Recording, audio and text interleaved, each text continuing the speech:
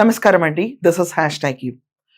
Principal Rupa Reddy గారు, Nagarjuna school principal Rupa Reddy గారి కేసులో అన్ని వేళ్లు వాళ్ళ భర్త పైన చూపించడానికి మరికొన్ని ఆధారాలు బయటకు వస్తున్నాయి. ఈ రోజు బయటకు వచ్చి వాంగ్మూలం ఇచ్చారు రూపారెడ్డి గారి సొంత పిన్ని. ఆవిడ అందరికీ తెలిసిందే, మంగళవారం రోజు ఆవిడ తిరిగి స్కూల్ అటెండ్ అవ్వడానికి వచ్చేసారు.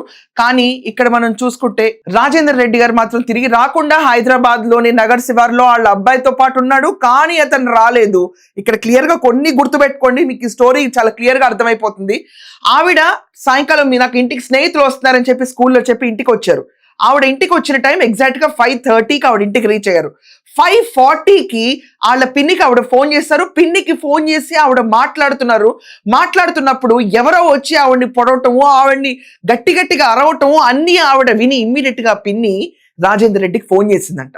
రాజేందర్ రెడ్డి కనీసం ఆ టైంలో కూడా పోలీసులకు ఫోన్ చేయటం కానీ, ఇంటి పైన వాళ్ళకి అద్దెకున్నాళ్ళకి ఫోన్ చేయటం కానీ, కనీసం అతను తిరిగి రావటం లిటరలీ చెప్పాలంటే 1.5-2 గంటల పని.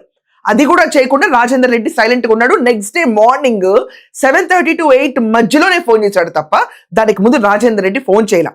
అది వాళ్ళ పిన్ని గారు వచ్చి ఈరోజు డైరెక్ట్ గా చెప్పారు. లాస్ట్ కాల్ ఆవిడతోనే మాట్లాడారు ఇక్కడ రూపారెడ్డి గారు.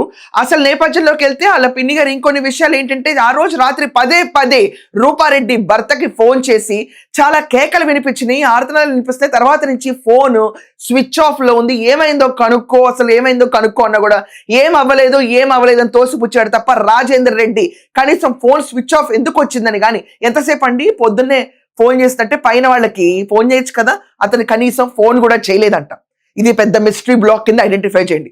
రెండో విషయం, రాజేందర్ రెడ్డి ఇక్కడ ఎర్ర హుడీ వేసుకుని ఒక అతను కనిపిస్తున్నాడు. అతనితో ఇది వరకు రాజేందర్ రెడ్డి 2 సార్లు కలిశాడంట. దేనికి కలిసాడో ఏం కలిసాడో ఎవరికి తెలియదు. కానీ అతని పేరు మాత్రం ఈ రోజు దాకా బయట పెట్టట్లేదు. అతనే మెయిన్ గా హత్య చేస్తుంటాడు రూపారెడ్డిని ఇప్పుడు దాకా రౌండ్ ఆఫ్ చేసుకుంటున్నారు పోలీసులు. ఎందుకంటే అతను తప్ప హుడీ వేసుకుని మొహం కవర్ చేసుకెళ్ళిపోతున్నాడు. అతను ఎర్ర హుడీ వేసుకుని అతను తప్ప ఇంకొక మనిషి అన్నవాడు సంచారమే లేదు. 40 నిమిషాల పాటు చిత్రహింసలు అంటే మొదటి స్టాబింగ్ నుంచి ఆవిడ చనిపోవడానికి 40 నిమిషాలు పట్టిందని ఫోరెన్సిక్ రిపోర్ట్ బయటకు వచ్చింది. 40 నిమిషాల పాటు 27 కత్తిపోట్లు తలపైన పోటుతో ఆవిడ్ని చంపేసి ఫోన్ తీసుకెళ్లిపోయారు. సో ఈ ఎర్ర హుడీ అతన్ని రాజేందర్ రెడ్డి కొద్ది రోజుల క్రితమే కలిశాడు. 2 సార్లు కలిశాడు. కలిసి ఏం మాట్లాడాడన్న విషయం బయటకు చెప్పట్లేదు. At the same time Rajender Reddy అతని డీటెయిల్స్ కూడా ఇప్పుడు దాకా బయటకు ఇవ్వలేదు. మూడో విషయం, వాళ్ళ పిన్ని గారు బయట చెప్పింది ఏంటంటే, ఫోన్లో ఆవిడ చెప్పింది ఏంటంటే, ఆర్థికంగా చాలా డబ్బులు ఇచ్చాను రాజేందర్ రెడ్డికి, వడ్డీ వ్యాపారం అని, రియల్ ఎస్టేట్ అని చెప్పి అవి డబ్బులు కూడా ఇంకా తిరిగి రాలేదు. మరి వాటి గురించో ఏంటో ప్రెషర్ బిల్డప్ అయింది. ఆర్థిక లావాదేవీల వల్లే ఇక్కడ ఈ రోజు హత్యకు గురయ్యారు రూపారెడ్డి గారు.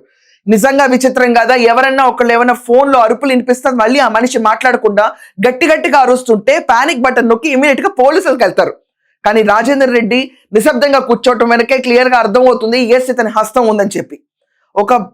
చాలా మంది పిల్లల బంగారు భవిష్యత్ తీర్చిదిద్దే రూపారెడ్డి పరిస్థితి ఈ రోజు అగమ్య గోచరంగా మిగలటం అనేది చాలా బాధాకరం. సో మీ అందరి ఒపీనియన్ ఏంటి? దీని గురించి మీరు కమెంట్స్ ఖచ్చితంగా రాయండి. That's all for now. Thank you.